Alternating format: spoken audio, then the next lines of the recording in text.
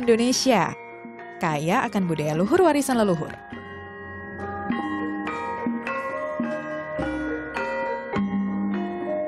Kekayaan ini diturunkan, diamalkan, diperankan, dan dikenakan dari zaman ke zaman.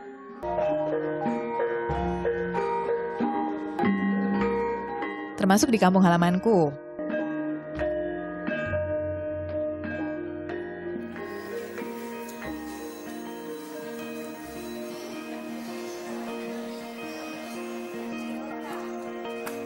Julukannya saja kota budaya.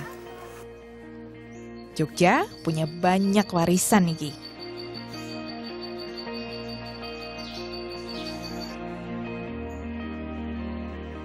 Salah satunya yang sampai sekarang banyak kami sandang, kain tenun tradisional lurik.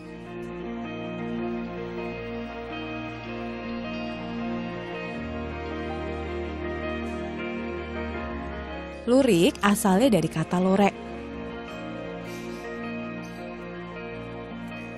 yang dalam bahasa Jawa kuno artinya garis atau lajur. Seperti coraknya toh, bergaris-garis atau berlajur-lajur. Sederhana.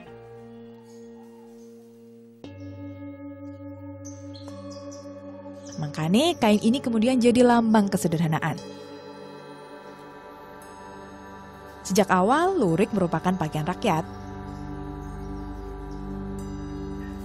Dibuat dan dikenakan oleh masyarakat pedesaan Jawa.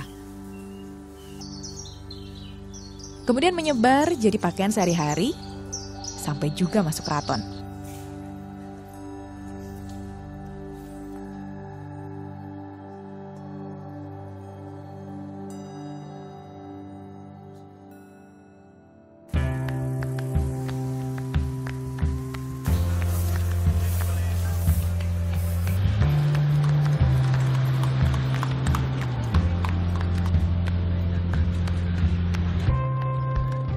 Lurik juga banyak, dan sampai sekarang masih banyak dipakai untuk sandang keseharian. Namun memang tidak setenar batik. Di antaranya ya karena itu tadi, warna dan coraknya sederhana.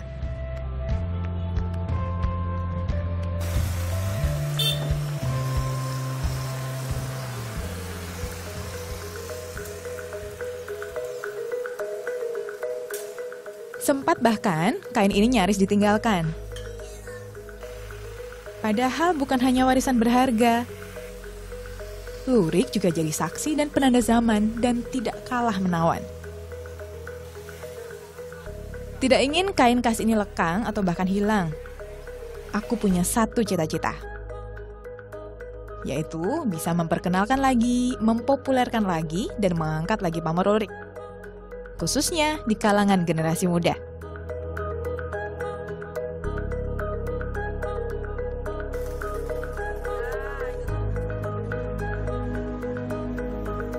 Halah, dari tadi cerita sampai malah lupa.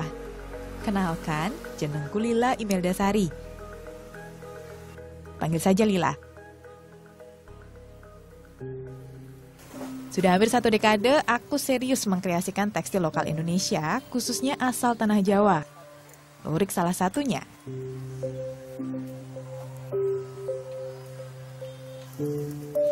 Menjadi produk mode baru, yang bernuansa modern lah istilahnya. Dalam gayaku tentunya. Di sini banyak tempat untuk mendapatkan kain lurik. Salah satunya di pasar tradisional terbesar di Jogja, Beringharjo.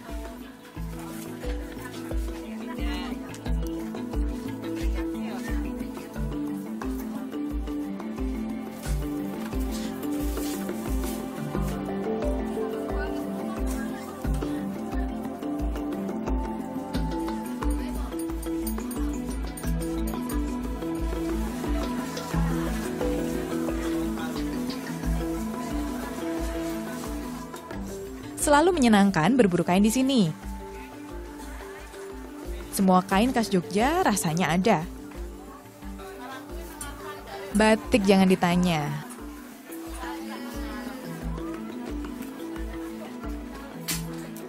Lurik meski memang tak sebanyak batik juga banyak. Tinggal pilih saja cari yang seperti apa. Judulnya memang garis.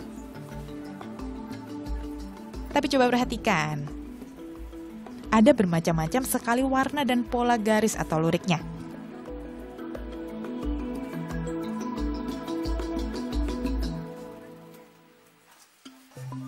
Padahal awalnya dulu motif lurik ya sudah garis begitu tok.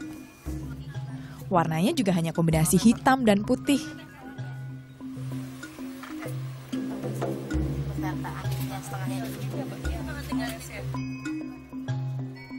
Ada 3 motif dasar lurik.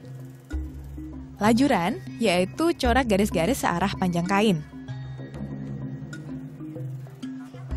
Motif pakan malang atau corak garis-garis searah dengan lebar kain. Dan corak kotak kecil-kecil atau istilahnya cacahan. Seiring perkembangan, sekarang motif dan warna lurik makin macam-macam. Sampai ada juga loh lurik tanpa lurik. Ini dikenal dengan lurik polosan. Nggak polos sama sekali sih, ada sedikit garisnya. Corak ini sering juga disebut motif gerimis.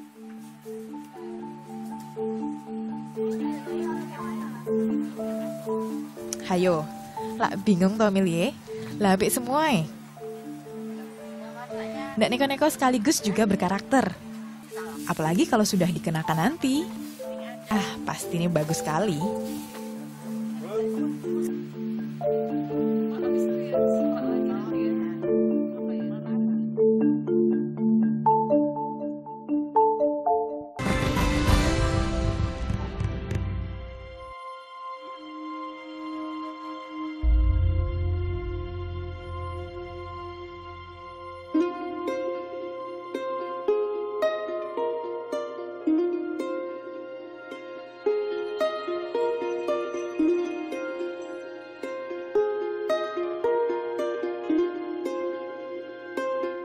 Tenun dan tradisi menenun sudah menjadi bagian dari kehidupan masyarakat Nusantara termasuk warga Tanah Jawa sejak zaman dahulu kala. Banyak buktinya, sing terpatri di Candi Borobudur iki salah satunya. Lurik termasuk salah satu hasil tenunan.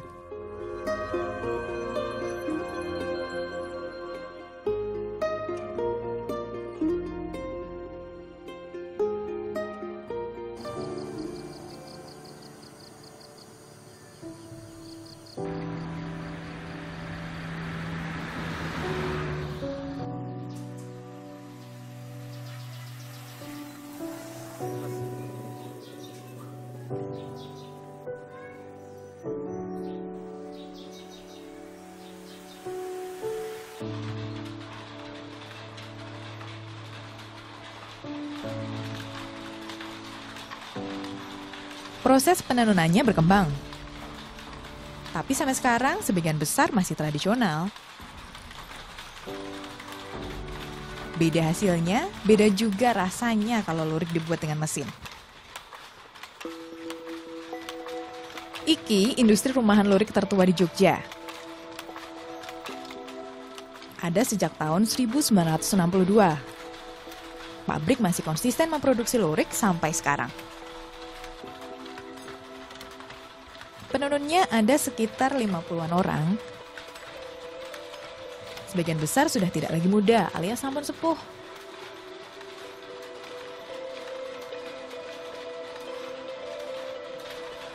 Mbah Sis salah satunya. Si Mbah penenun paling tua pabrik. Umurnya sudah 85 tahun. Tapi jangan diremehkan, sebulan Mbah Sis masih bisa membuat minimal 150 meter lurik.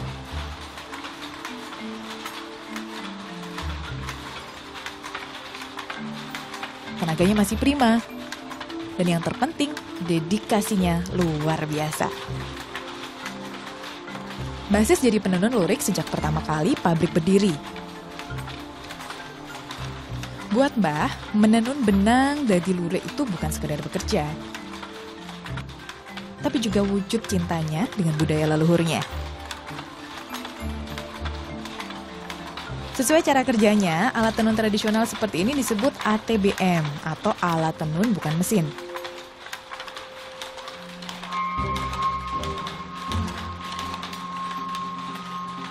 Teknologi ini pertama kali diperkenalkan pada warga oleh orang Belanda yang datang ke Jawa, tepatnya sekitar tahun 1911.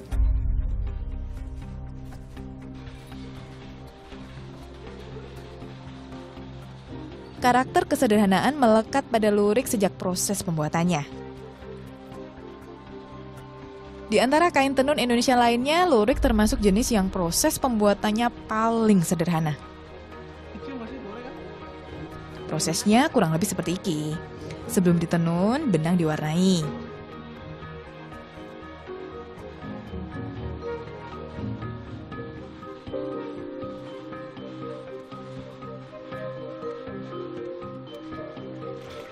Dulu, pewarna hanya pakai bahan alami, seperti dari tumbuhan perdu dan batang mahoni.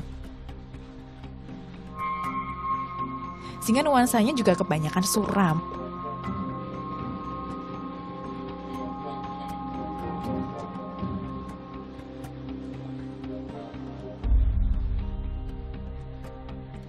Sekarang, pembuatan gunakan juga beragam pewarna sintetis.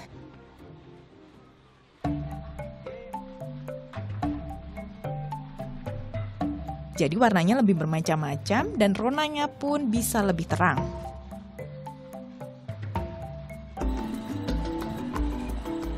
Nah, selanjutnya proses yang bisa dikatakan paling rumit. Sekir atau menata benang jadi motif. Menatanya disebut penyekir. Setiap motif punya rumus beda-beda, mulai yang klasik hingga kontemporer. Jumlah keseluruhan bisa sampai ratusan motif. Jadi terbayang toh istimewanya penyekir, dia hafal semua rumusnya.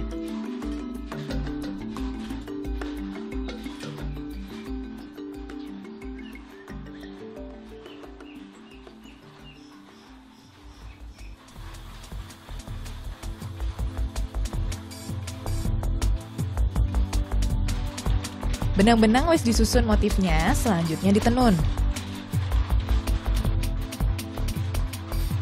Dalam sebulan, mbah-mbah di sini bisa menenun sampai 4.500 meter lurik.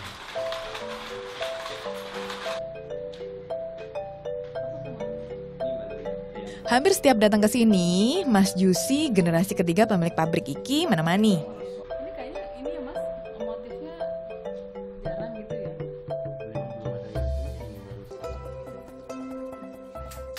Dari Mas Jusi juga, aku mengerti teknik merawat kain ini supaya awet apike. Sederhana saja. Seperti batik, disarankan mencuci lurik dengan lerak. Lerak iku tumbuhan sing bijinya dipakai untuk membuat cairan pembersih kain tradisional.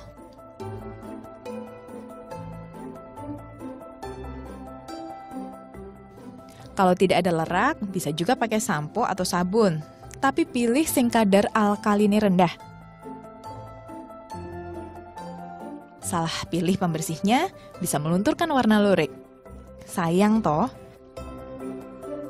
Mencucinya juga harus hati-hati. Cukup pakai tangan saja. Jangan disikat, apalagi digiling dengan mesin cuci.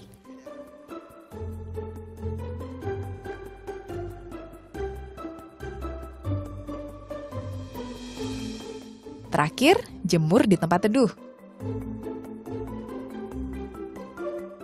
Jangan di bawah terik matahari. Iki untuk menjaga warnanya. Aku suka mendesain baju sejak kecil. Pernah berkreasi dengan berbagai gaya, sekarang aku sedang serius mengembangkan desain dengan menggabungkan beragam kain khas.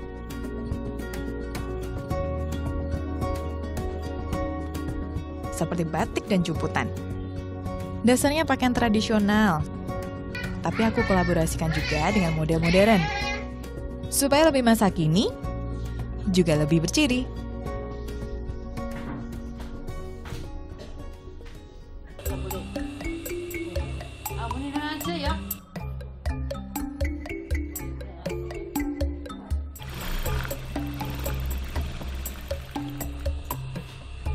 Membuat baju berbahan kain tradisional bukan mudah loh.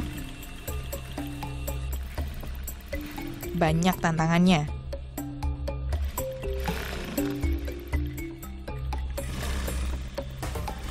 Salah satunya, sulit mencari penjahit yang bisa mewujudkan ide jadi kenyataan.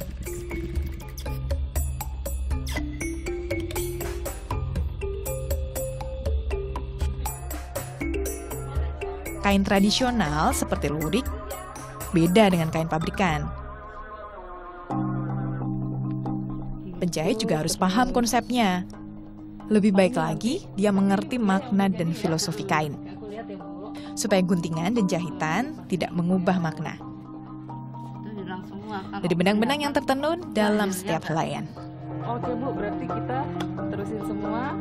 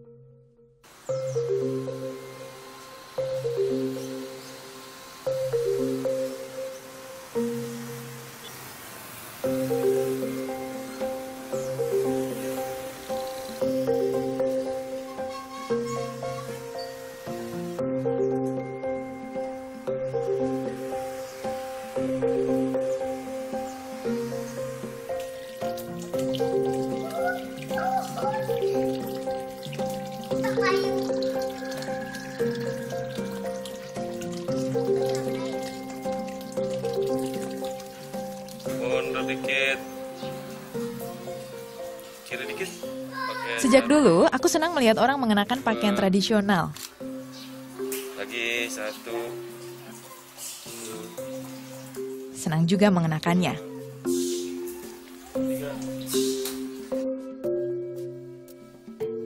Tapi sering ukurannya rasanya ndak pas. Jadi agak ndak serak.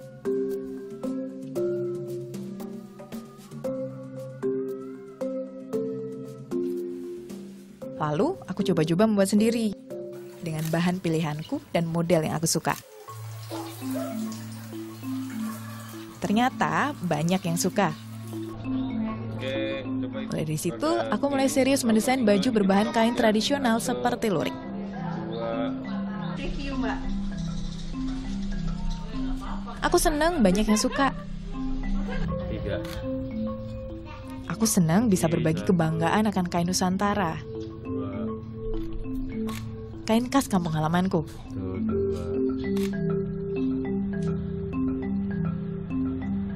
Terlebih, aku senang banyak yang kemudian juga ikut bangga mengenakannya. Mengenakan kain tradisional dengan gaya Nusantara. Aku manfaatkan teknologi untuk memperkenalkan ragam pakaian dari kain-kain cantik ini.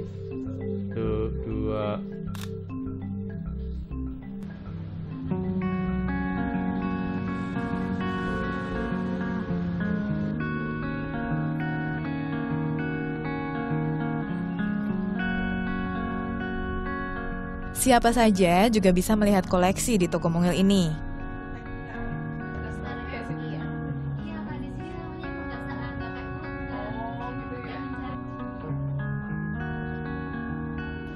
kecil dan isinya baju, seperti lemari.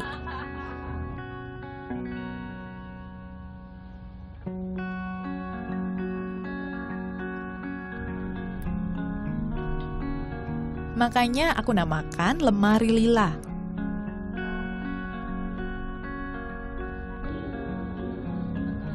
Seperti Mbah-mbah dan Mas Jusi di pabrik lurik, aku pun ingin bisa berbagi cerita di balik setiap pakaian, Lurik itu suka tebel ya. di balik setiap kain. Macem-macem. Dia lerat tuh kan kayak gini kan. Supaya yang membeli tak hanya suka modelnya, tapi juga tahu proses pembuatannya dan tahu makna pada setiap motifnya.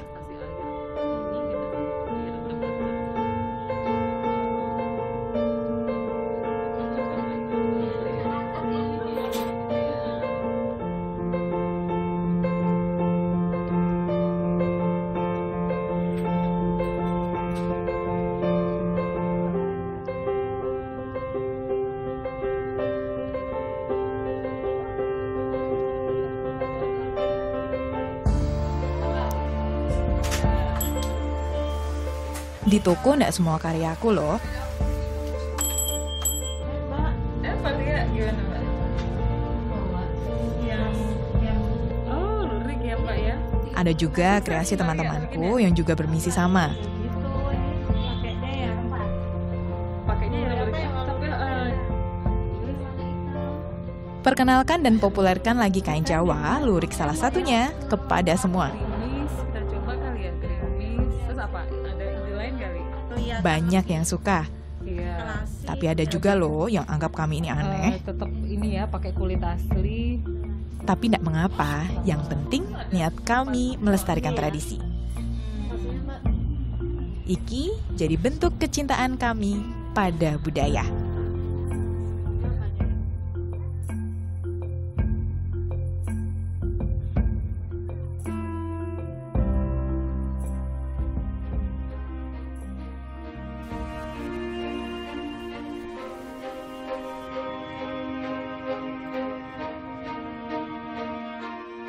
Kecintaan kami pada sejarah, cerita di proses panjang pembuatan, juga makna di setiap seratnya, menjadi bentuk kecintaan kami pada kesederhanaan sekaligus keindahan kampung halaman.